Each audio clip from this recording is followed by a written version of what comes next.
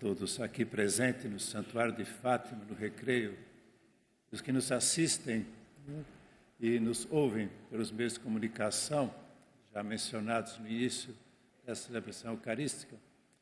Jesus hoje nos dá 3 grandes lições. Essas lições devem se tornar para nós inesquecíveis. Temos que guardá-las mesmo, não apenas ouvi-las nesse momento, né? A primeira lição: tenho compaixão dessa multidão.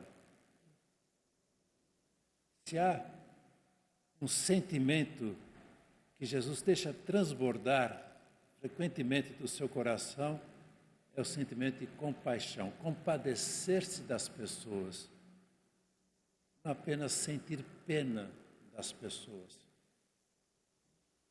Porque pena é a gente ficar triste ou até indignado com o que as pessoas sofrem. Mas compaixão é sofrer com as pessoas. Não apenas sentir pena, partilhar o sofrimento, a dor das pessoas. E aqui era algo muito concreto, né? Compaixão dessa multidão, porque fazia 3 dias que estava com ele e não tinham nada para comer. Estava falando de grandes doenças, de grandes sofrimentos. Simplesmente as pessoas foram ao encontro de Cristo e não levaram suficiente alimento para se manter durante 3 dias. Né? E Jesus sentiu compaixão. Isso é uma grande lição para nós. Né? No mundo de hoje não é apenas a fome física, não é apenas o sofrimento físico, mas também tem muitas pessoas que têm fome de companhia, fome de atenção, fome de Deus, fome do bem, da verdade. Não podemos passar ao lado das pessoas e ficar frios ou indiferentes. Faz poucos dias li uma frase que me marcou bastante, dizia: o mundo não será diferente se nele só houver indiferentes. Você sempre quer que o mundo seja melhor, né? Seja diferente do que está. Mas se a gente ficar indiferente, o mundo não será diferente. Não será melhor. Né? Nós temos que também ter essa compaixão da multidão. Sentir as dores dos outros e ajudar na medida das nossas possibilidades. Mas nunca ficarmos indiferentes. E às vezes não podemos ajudar materialmente, podemos ajudar espiritualmente. Porque as fomes que as pessoas têm são anti-espirituais, depois são nutritivas. Então a gente tem que rezar pelas pessoas. Né? Não apenas pena, mas compaixão. Primeira grande lição. Segunda grande lição está no final desse evangelho. Comeram e ficaram satisfeitos.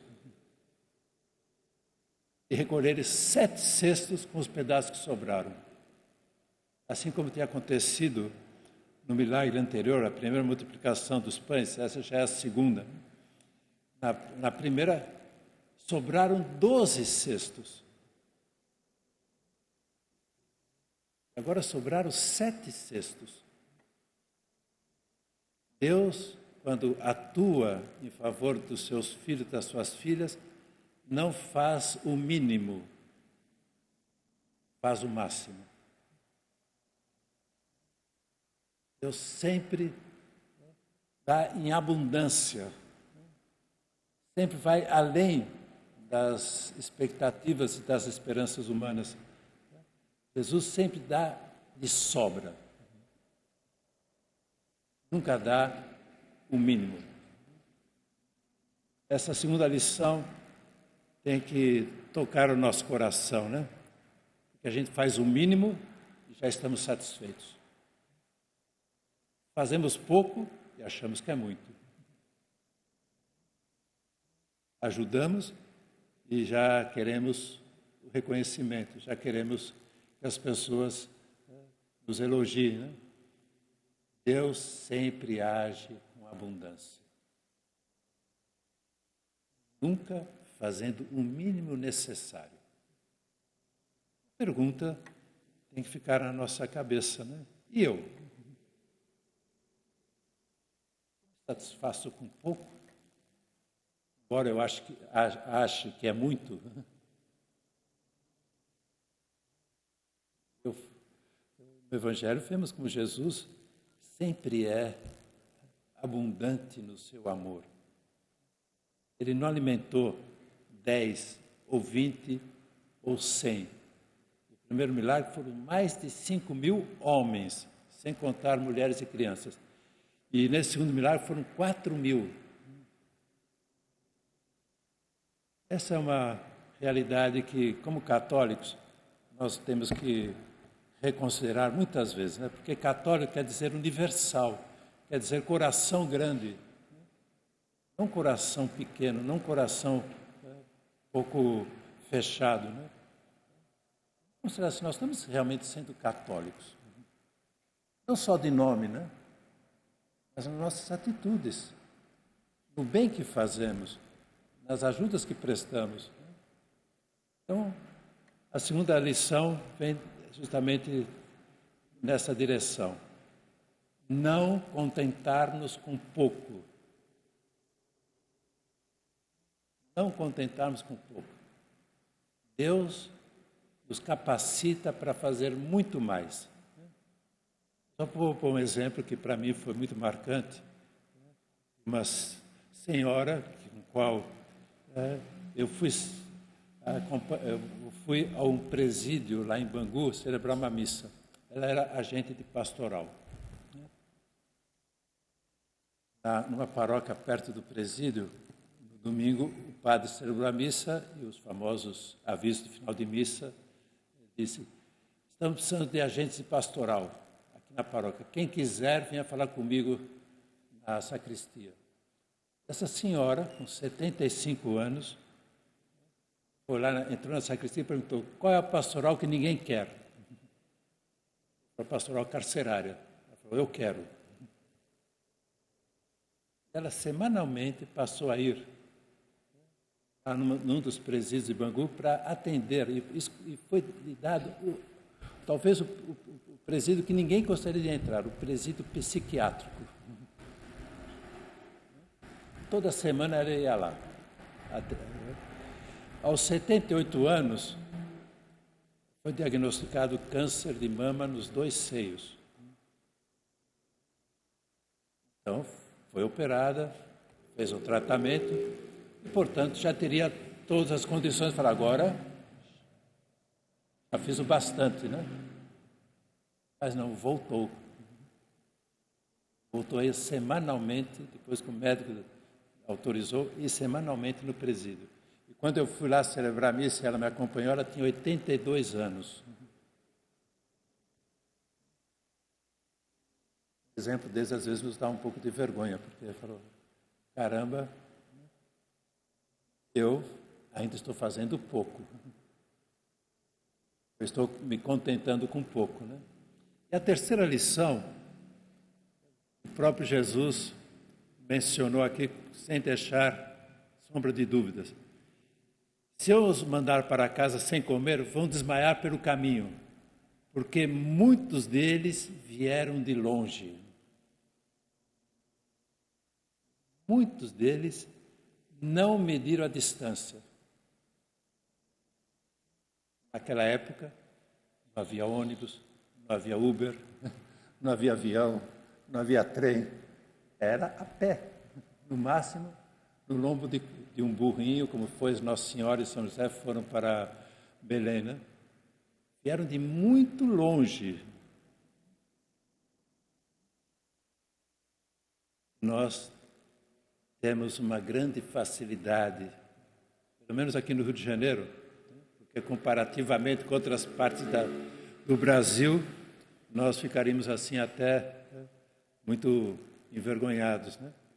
Nós temos igreja muito perto. temos uma igreja muito perto. Às vezes não só no mesmo bairro, mas às vezes na mesma rua. E a gente acha que é longe. Certas partes do país, nosso Brasil tão imenso, um continente, né? Tem padres e bispos que para irem a uma paróquia viajam 24 horas de barco no interior do Amazonas para celebrar uma missa. E depois voltam 24 horas de barco para celebrar uma missa. Dizem, eu não acredito muito, mas dizem que depois da pandemia, razões da doença naquela época, assistíamos pela televisão a missa, né? Isso era justo, era bom, mas hoje as pessoas se acomodaram, né? Se acomodaram falando, é muito longe, há muito calor, não me sinto com vontade, né? Nós temos que pensar muito bem sobre isso, né? Que para quem ama, não há distância. Se é verdade que a medida do amor é não ter medida, podemos dizer também que o amor a Jesus na Eucaristia não tem distância. Não justifica uma pessoa, independente, a não ser que seja uma causa muito importante, que num domingo, por maior que seja a distância, o horário, as pessoas deixam de ir à missa, né? Ou vão adiando a missa. Ou quando não tem missa na sua igreja, para ir em outra igreja é muito longe, né? Mas não é muito longe as pessoas virem lá de Santa Cruz para a praia aqui na Barra. Não é muito longe as pessoas virem lá de outro estado para assistir um jogo no Maracanã. Não é muito longe as pessoas virem de outro país para assistir o Carnaval no Rio de Janeiro. Aí não tem distância. Faz distância de Jesus Cristo. Então, vieram de muito longe. Jesus não só fez o milagre porque estavam com fome, mas também como uma manifestação de apreço e de valorização do esforço que fizeram para ir até Ele. Porque foram de muito longe. Ou seja, 3 lições com 3 frases bem concretas que eu tenho que aprender a viver. Ser mais compassivo com as pessoas. Não contentarmos com pouco. E não medir distâncias. Deus merece de nós mais esforço, mais generosidade e mais solidariedade com o sofrimento alheio, assim seja.